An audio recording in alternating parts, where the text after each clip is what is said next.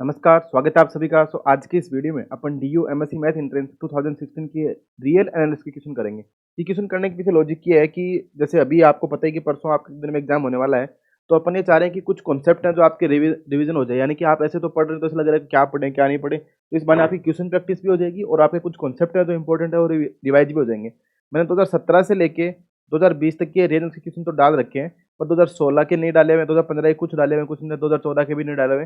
तो ये क्वेश्चन थोड़े से इजी हैं कंपेयर टू आगे वाले पार्ट के, बट ऐसा है कि इनसे आपका कॉन्सेप्ट रिवीजन हो जाएगा, इससे आपको थोड़ा कॉन्फिडेंस लेवल भी आएगा। तो एग्जाम टाइम से पहले मैं बोलूंगा कि आपको क्वेश्चन प्रैक्टिस करनी चाहिए। तो उसके लिए बेस्ट ऑप्शन है कि अपन रियल एनालिसिस को चूज करके, कि इससे सबसे ज्यादा क्वेश्चन आते हैं, तो यहाँ से आपको आइडिया भी लगेगा कि कुछ क्वेश्चन को कैसे करना है। अपन ने पीछे कुछ कॉन्सेप्ट पढ़े हुए वो आपको रिवाइज भी हो जाएंगे। तो ध्यान से देखें, अपन छोटे छोटे वीडियो के माध्यम से जल्दी जल्दी करके आपको मैं अभी कल और आज में 2 दिन में कुछ ज़्यादा वीडियो डालने वाला हूँ, तो आप बड़े के साथ अच्छे से शांति मन से जुड़े रहे। तो आज की वीडियो पर टोटल 5 क्वेश्चन करने वाले हैं। तो उन 5 क्वेश्चन में मिक्स कॉन्सेप्ट है, कोई पॉइंट सेट टोपोलॉजी का है, कोई सीक्वेंस एंड सीरीज का है, तो ऐसे मिक्सअप से ही है, तो वो करते हैं। तो चलिए अपन स्टार्ट करते हैं। तो जैसे सबसे पहला क्वेश्चन है कि let X be a countably infinite set subset of R and A be countably infinite subset of X. यानी कि एक्स तो एक आर का सबसेट दे रखा है और ए है वो एक्स का countably infinite subset. Then x minus a इस प्रकार से डिफाइन होता है वो सारे एलिमेंट एक्स के जो ए में नहीं है। एक्स माइनस ए का मतलब तो यही होता है। Then the set x minus a क्या हो सकता है, जैसे कि इम्प्टी सेट हो सकता है, finite set, countably infinite set और कैन बी अनकाउंटेबल सेट। तो उसको अपन दो तरीके से करते हैं। यहाँ पे दे रखा है कि X is subset of R, ठीक है, and A is subset of X. और ये कैसे दे रखा है आपको, ये दे रखा है आपको कि कैसे एक्स कैसे दे रखा है, काउंटेबली इनफाइनाइट सेट है। और एक सेकंड, एक्स कैसे काउंटेबली इनफाइनाइट सेट है और आर का और ए है वो एक्स का काउंटेबली इनफाइनाइट सबसेट है। यानी कि मैं ऐसे बोल सकता हूँ क्या कि एक्स इक्वल्स टू अपन ऐसे लिख सकते हैं ए यूनियन एक्स माइनस ए, क्योंकि एक्स किसका है, आर का काउंट, और ए किसका है, एक्स का। तो ऐसा लिख सकते हैं। ये कैसा दे रखा है आपको, countably infinite set, countably infinite. और ये भी कैसे दे रखा है, काउंटेबली इनफाइनाइट। तो इसके बारे में पूछा कि क्या हो सकता है, x minus A can be the set. अभी बोलता है इम्प्टी, तो जरूरी नहीं है एक्स माइनस ए इम्प्टी हो। अगर इम्प्टी हो जाएगा तब भी ये चीज तो ट्रू हो जाएगी कि इधर तो काउंटेबल इनफाइनाइट है और ए यूनियन, अब ये काउंटेबल इनफाइनाइट इसमें फाइव ऐड करेंगे, एम्प्टी सेट की क्वांटिटी फाइव होती है तो कोई फर्क नहीं पड़ता। फाइनाइट ऐड करेंगे तब भी कोई फर्क नहीं पड़ता। Can be countable infinite set तब भी कोई फर्क नहीं पड़ता।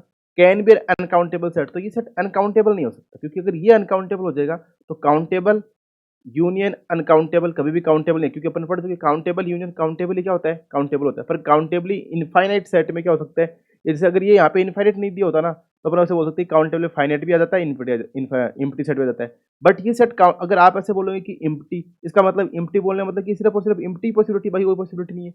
अगर आप बोल देंगे फाइनाइट, तो इसका मतलब सिर्फ फाइनाइट ही हो सकता है, बाकी कोई पॉसिबिलिटी नहीं है। अगर आप बोलते हैं काउंटेबली इनफाइनाइट, तो ये ऑप्शन बोलना ज्यादा बेटर रहेगा, क्योंकि ये वाला बोलने का मतलब सिर्फ और सिर्फ और काउंटेबली इनफाइनाइट सेट में ये सब भी इंक्लूड हो जाता है। अब यहाँ पे इसने इनफाइनाइट बोला तो कैन भी बोल रहा है साथ में कि कैन बी काउंट, इसका मतलब ये कि ये बाकी सब चीजें भी हो सकती हैं, पर ये भी हो सकता है। अगर आप ये बोलते हैं ना इज अ फाइनाइट सेट, इसका मतलब सिर्फ और सिर्फ यही पॉसिबिलिटी है, बाकी कोई पॉसिबिलिटी नहीं है। अब इसमें बोलने का मतलब कि ये पॉसिबिलिटी तो है ही है, साथ में ये भी हो सकता है, इसलिए सी आंसर क्या होगा, करेक्ट होगा। जैसे भी आप सोच सकते हैं, जैसे आप सोच लो कि जेड और एन की बात कर लो। आप सोच लो कि एक्स इक्वल टू आप जेड ले लेते हैं, ठीक है, और ए इक्वल टू अगर आप एन ले लेते हैं, तो एक्स माइनस ए क्या आएगा, एक्स माइनस ए में हो जाएगा जीरो, माइनस का वन, माइनस का टू, यानी सारे नेगेटिव वाले आ जाएंगे। अब आप देख लो कि एक्स माइनस ए क्या हो रहा है, यहाँ पे काउंटेबली इनफाइनाइट सेट ही तो हो रहा है ये, तो कैन भी काउंटेबली इनफाइनाइट सेट हो सकता है ये। तो इस आपसे इसका ऑप्शन क्या हो जाएगा, सी वाला ऑप्शन क्या हो जाएगा, करेक्ट हो जाएगा। तो आई होप आपको ये क्वेश्चन समझ में आया होगा कि अपन ने कैसे इसको सोल्व करा है। अब चलते हैं अपन नेक्स्ट क्वेश्चन पे। अगर कोई डाउट होता है तो आप सोच सकते हैं कि ये इजीली है, बट काउंटेबल यूनियन काउंटेबल क्या होता है, काउंटेबल होता है तो अनकाउंटेबल नहीं हो सकता। और इस ऑप्शन में ये दोनों भी इंक्लूड हो जाते हैं। अगर ये बोलते तो इसका मतलब सिर्फ और सिर्फ यही है, और बाकी इस एग्जाम्पल से भी आप इसको समझ सकते हैं। अब चलते हैं अपन नेक्स्ट क्वेश्चन पे कि the subset A x belongs to rational numbers x square less than equal to 4 less than 4 equal to नहीं ऑफ r इज, क्या r का एक सबसेट दे रखा है ए में वो सारे एलिमेंट आ रहे हैं जो रेशनल नंबर है और इस कंडीशन को सेटिस्फाई कर रहे हैं, X square less than equal to 4। तो क्या मैं इसको ऐसे बोल सकता हूँ कि ए इक्वल टू वो सारे रियल रेशनल नंबर आएंगे सच दैट माइनस का 2 less than x less then 2, या ऐसे बोल सकता हूँ कि मोड एक्स क्या है, लेस देन 2 है। तो यहाँ से इसको मैं एक्स स्क्वायर लेस देन 4 बोल रहा हूँ, या माइनस का 2 less than x less then 2। इसका मतलब ये हो गया। अब वो सारे रेशनल नंबर जो माइनस 2 से 2 से, इसका मतलब माइनस का 2 कोमा 2 इंटरसेक्शन क्यू, ये किसका बना, ये क्या बन गया अपना, ए बन गया, ये वाला सेट ए है। अब ऑप्शन पे आते हैं, bounded above but not bounded below. अब ये सेट तो बाउंडेड है कि माइनस 2 से 2 के बीच में है, तो बाउंडेड सेट है, तो बाउंडेड है बाउंडेड नॉट यानी बाउंडेड यानी अपर बाउंड भी है और लोअर बाउंड भी है, तो अपर बाउंड तो इसका 2 हो जाएगा और लोअर बाउंड का जाएगा माइनस का 2 हो जाएगा, पर दोनों इसके अंदर बिलोंग नहीं करते। तो bounded above and supremum of equal to 2 बिल्कुल करेक्ट बात है। सुप्रीमम तो क्या आएगा इसका, क्योंकि अपन सुप्रीमम इन्फिनिटी लेते तो सेट कैसा बन जाएगा, यानी कि सुप्रीमम ऑफ ए लेंगे तो क्या आ जाएगा 2 आ जाएगा, और इन्फिमम ऑफ ए लेंगे तो क्या आ जाएगा माइनस का 2 आ जाएगा, क्योंकि ये क्लोज बन जाएगा। फिर bounded above but does not have a supremum, ये भी गलत, नॉट बाउंडेड अबव ये भी गलत। तो इसका मतलब बी ऑप्शन क्या हो जाएगा, करेक्ट हो जाएगा, bounded above and supremum of a क्या आ जाएगा 2 आ जाएगा इसका। Does not have a supremum तो एग्जिस्ट कर रहा है भाई, 2 आ रहे हैं, वो कुछ इन्फिनिटी का केस होता तब एग्जिस्ट नहीं करता, तो यहाँ पे तो एग्जिस्ट भी कर रहा है और बाउंडेड अप, तो 2 बी ऑप्शन का क्या हो जाएगा करेक्ट। बड़ा सिंपल सा क्वेश्चन था। अब चलते हैं नेक्स्ट क्वेश्चन पे। ऐसे क्वेश्चन आपको मिल जाएंगे ड्यू की एंट्रेंस एग्जाम में, तो फंक्शन ऑफ वन वेरिएबल का पार्ट आता है ना, वहाँ पे आपको मिल जाएंगे ऐसे क्वेश्चन देखने को। अब ये बोलता है कि let f be a function defined on 0, infinity f x equals to greatest integer function less than or equal to x, ये मतलब greatest integer less than or equal to x. तो f is continuous at each point of N, f is continuous on 0, infinity, f is discontinuous at x equals to 1 2 3, f is continuous on 0,7 interval दे रखा है। तो ये तो आपको पता ही होगा कि ये 11th क्लास का क्वेश्चन है कि एफ इज कंटिन्यूअस है कि डिसकंटिन्यूअस, तो आपको इसको पता ही होगा कि ग्रेटेस्ट इंटीजर फंक्शन का ग्राफ कैसे बनता है। जैसे मानो कि 0 से 1 के बीच में इसकी वैल्यू क्या रहती है, जैसे ये यहाँ पे क्या अभी इंटीजर की बात कर रहे हैं, देखो सारे ऑप्शन पॉजिटिव वाले हैं, तो 1 2 3 4 5 इस प्रकार दे सकते हैं कि greatest integer less than or equal to x है, मतलब 0 से 1 के बीच में इसकी वैल्यू क्या रहेगी 0 ही रहेगी, 1 से 2 के बीच इसकी वैल्यू क्या रहेगी 1 से 2 के बीच इसकी वैल्यू 1 ही रहेगी, 2 से 3 के बीच में इसकी वैल्यू क्या रहेगी, ये 2 रहने वाली है, और इसी प्रकार चलते हैं। तो आपको पता लग रहा है कि ये इस पूरे में क्या है कंटिन्यूस, तो इन पॉइंट पे क्या नहीं है, जहाँ जहाँ ये इंटीजर है तो यहाँ पे कंटिन्यूस नहीं है, तो मतलब F is discontinued as x equal to 1 2 3, तो ये सी ऑप्शन करेक्ट हो जाएगा। जो तो आप 11th क्लास में पढ़ते आ रहे हैं, तो ऐसा सिंपल क्वेश्चन पूछे जाने के तो चांस कम रहते हैं, पर ये पूछा हुआ था तो मैंने सोचा कि चलो इसको भी डिस्कस कर लेते हैं। यानी कि ये 1 2 3 ये जो, क्योंकि यहाँ पे पूरे में क्या हो रही है लिमिट चेंज कहाँ होगी 1 पे चेंज होगी। अब इसकी 1 प्लस और 1 प्लस करेंगे तो यहाँ पे लिमिट आ जाएगी, और 1 माइनस करेंगे तो यहाँ पे आ जाएगी। इसी प्रकार से 2 प्लस करेंगे तो यहाँ पे, और 2 माइनस करेंगे तो यहाँ पे, तो 2 पे गड़बड़ हो रही है 3 पे गड़बड़ होती है, यानी कि जितने भी पॉजिटिव इंटीजर या बोल सकता हूँ मैं कि F is discontinuous x equal to 1 2 3 ये गड़बड़ होती है, तो इस सी ऑप्शन क्या हो जाएगा करेक्ट हो जाएगा। अब चलते हैं नेक्स्ट क्वेश्चन पे कि the series x plus 2 square x square upon factorial 2 plus 3 की पावर 3 एक्स की power 7 factorial is convergent if x belongs to the interval. पहली बात तो इस सीरीज का पैटर्न देखो, आप इसको ऐसे लिख सकते हो कि समीशन ए एन एक्स की पावर n, तो ये कैसे बन जाएगी सीरीज, ये सीरीज कुछ इस प्रकार से नहीं दिख रही आपको, n की पावर n x की power n upon factorial n summation n equal to 1 to infinity. जैसे n इक्वल टू 1 पुट करेंगे तो x, n equal to 2 put करेंगे तो 2 की power 2 x square upon factorial, 3 पुट करेंगे तो 3 की पावर 3 एक्स की पावर 3 अपॉन फैक्टोरियल, तो इस प्रकार से। तो यहाँ से an की वैल्यू कितनी आ गई n की power n upon factorial n into ये सब कुछ, इसको अपन समीशन an ही बोल देते हैं, तो ये पूरी क्या बन जाएगी, ये बन गई। an प्लस 1 निकालेंगे तो ये क्या बन जाएगा n प्लस 1 की पावर n प्लस 1 एक्स की power n plus 1 upon factorial n plus 1।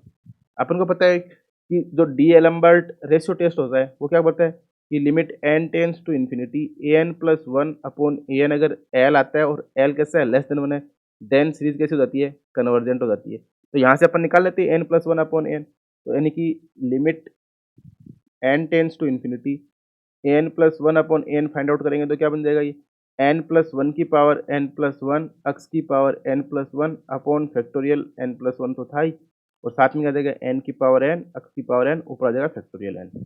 अब देखो एक्स की पावर n प्लस 1 है तो एक्स की पावर n, तो यानी ऊपर तो बच जाएगा एक्स, ये क्या n प्लस 1 की पावर n प्लस 1, इसको मैं क्या लिख सकता हूँ n plus 1 into factorial n लिख सकते हैं ना इसको, तो फैक्टोरियल n से फैक्टोरियल n कैंसिल हो जाएगा, एक n प्लस 1 की पावर कैंसिल हो जाएगी तो क्या बचेगा ऊपर n प्लस 1 की पावर n अपॉन n की पावर n, इसको वैसे भी इंटू एक्स बच जाएगा, इसको आप ऐसे भी लिख सकते हो 1 प्लस 1 बाई एन की पावर n इंटू एक्स। तो यानी कि limit n tends to infinity a n plus 1 upon a n करेंगे which is equal to limit n tends to infinity 1 plus 1 by n की पावर n इंटू एक्स। अब limit तो n पे है तो एक्स तो इंडिपेंडेंट है, तो इसका मतलब ये क्या बन जाएगा which is equal to e into x, ये लिमिट क्या होती है e, और कन्वर्जेंट होने का मतलब L लेस देन 1 यानी कि लेस देन 1, तो e into x less than 1, this implies x less than 1 by e, तो एक्स की वैल्यू 1 अपॉन ई से छोटी होने पे क्या आएगी, ये कन्वर्जेंट होएगी। तो इसका मतलब कौन सा ऑप्शन है जिसमें एक्स की वैल्यू 1 बाई ई से छोटी है, तो 0 से 1 बाई ई। तो ये देखो सारे के सारे ऑप्शन से पता लग रहा है कि 0 से 1 बाई ई, तो ए ऑप्शन कैसा हो जाएगा करेक्ट हो जाएगा। अगर यहाँ पे कुछ ऑप्शन ऐसे आते कि यहाँ पे क्लोज दिया होता, यहाँ पे ओपन या 1 बाई ई पे ओपन क्लोज, तो अपन x equal to 1 upon e भी पुट करते, और इस केस में अगर अपन x equal to 1 upon e put करते तो ये n upon n factorial n e की पावर n बन जाता, फिर अपन वापस से लिमिट लगा के चेक कर लेते, पर अपन ऑप्शन ऐसे नहीं दे रखे, इसमें सिर्फ और सिर्फ ऐसे ही दे रखे, तो 0 से 1 अपॉन ई, तो फर्स्ट ऑप्शन से क्या हो जाएगा करेक्ट हो जाएगा। तो आई होप आप ये बात भी समझ पा रहे होंगे। अब चलते हैं अपन नेक्स्ट क्वेश्चन पे। ये नेक्स्ट क्वेश्चन देखो, इसमें देखो आप सेट के इस टाइप के क्वेश्चन, ये सेकंड क्वेश्चन है जो इस प्रकार से पूछा जा रहा है कि the subset A x belongs to Q minus का 1 less than x zero union N of R is, यानी कि ए दे रखा है आपको x belongs to Q minus का 1 less than x less than zero union N. अब आपको बस सेट को तोड़ना ना चाहिए। इसका मतलब क्या, वो सारे रेशनल नंबर जो -1 से 0 के बीच में, यानी कि इसको मैं ऐसे लिख सकता हूँ क्या, -1, 0 इंटरसेक्शन क्यू, वो सारे रेशनल नंबर आ गए। अब फिर क्या कर रहा है, यूनियन एन ले रहा है। अब इस सेट की बात हो रही है। अब तो बहुत सिंपल बन गया कि इस सेट की बात हो रही है, तो अब तो कोई दिक्कत ही नहीं है ये। अब पहला ऑप्शन बोलता है bounded infinite set and has limit point in. अब पहली बात तो ये देख लो कि चलो मान लो ये सेट तो बाउंडेड है, पर ये एन क्या बाउंडेड है, नॉट बाउंडेड। क्योंकि नेचुरल नंबर का सेट बाउंडेड नहीं होता, नेचुरल में तो इनफाइनाइट तक चलती रहती है। चलो ये तो मान्यता है कि -1 से 0 के बीच में रेशनल नंबर सारे बाउंडेड होते हैं, -1 0 मैक्सिमम होगा, -1 मिनिमम होगा, पर ये वाला सेट बाउंडेड नहीं है। तो पहला जहाँ जहाँ बाउंडेड लिखा हुआ तो गए काम से, ये तो गया। अनबाउंडेड इनफाइनाइट तो अपन को पता है -1 से 0 के बीच में भी रेशनल नंबर इनफाइनाइट होते हैं, एन खुद इनफाइनाइट होता है, इनफाइनाइट तो सब जगह पर इनफाइनाइट जैसे सब जगह भी दे रखा है। तो अनबाउंडेड भी हो गया, अनबाउंडेड भी हो गया, इनफाइनाइट भी हो गया, इनफाइनाइट भी हो गया। Has a limit point in are, does not have a limit point in are. अब बताओ इसका लिमिट पॉइंट का सेट निकालेंगे तो अपन को पता है कि एन के पास कोई लिमिट पॉइंट नहीं होता, इसका सेट तो क्या होता है, फाइव होता है। पर जब भी आप -1, 0 की लिमिट पॉइंट निकालेंगे, इसका डेस करेंगे तो क्या आएगा, -1, 0 क्लोज इंटरवल बन जाएगा और इसके लिमिट पॉइंट आ जाएंगे रेशनल के साथ, और माइनस का पूरा -1, 0 आ जाएगा। और यूनियन एन है तो इसका कुछ आएगा नहीं, पर तो इसका मतलब इसका कोई लिमिट पॉइंट नहीं है, तो -1, 0 लिमिट पॉइंट का सेट आ गया। और -1, 0 क्या है, आर के अंदर ही तो है। तो and has a limit point in are, तो इसका मतलब इसकी लिमिट पॉइंट है आर में, तो बी ऑप्शन सेट हो जाएगा। सेट कैसा है, अनबाउंडेड है, इनफाइनाइट सेट है, लिमिट पॉइंट है, क्योंकि एन के पास तो कोई लिमिट पॉइंट नहीं है, पर इस सेट के पास तो लिमिट पॉइंट है, तो इसका मतलब लिमिट पॉइंट भी है, अनबाउंडेड भी है, इनफाइनाइट, तो बी ऑप्शन। तो आई होप आपको ये 5 क्वेश्चन थे जो बड़े सिंपल सिंपल से आधे मिनट के क्वेश्चन थे, इससे आपको एक तो ये पता लग गया कि हाँ चलो भाई अपन को रील एनालिसिस का आ रही है, रिवीजन हो रहा है, आपको कुछ ये टेस्ट सीरीज टेस्ट याद आ गए, कैसे काउंटेबिलिटी एंड काउंटेबिलिटी चेक करनी है वो ध्यान आ गया, कैसे फंक्शन की डिसकंटिन्यूटी होता है, तो कोई बहुत ही सिंपल क्वेश्चन था, इसमें तो कोई ज़्यादा दिमाग नहीं लगाना था। तो अभी अपन इसके नेक्स्ट क्वेश्चन है वो भी देख लेंगे, तब तक के लिए आप खुद से भी करने की कोशिश करें और कॉन्सेप्ट को रिवाइज करते रहें। अभी आपके पास सिर्फ यही ऑप्शन है कि जो पढ़ लिया है वो अच्छे से रिवाइज करें और बार बार प्रैक्टिस करें। तो आई होप आपको ये वीडियो समझ आया होगा। तो thanks for watching and keep continue watching exponential mathematics. Thank you.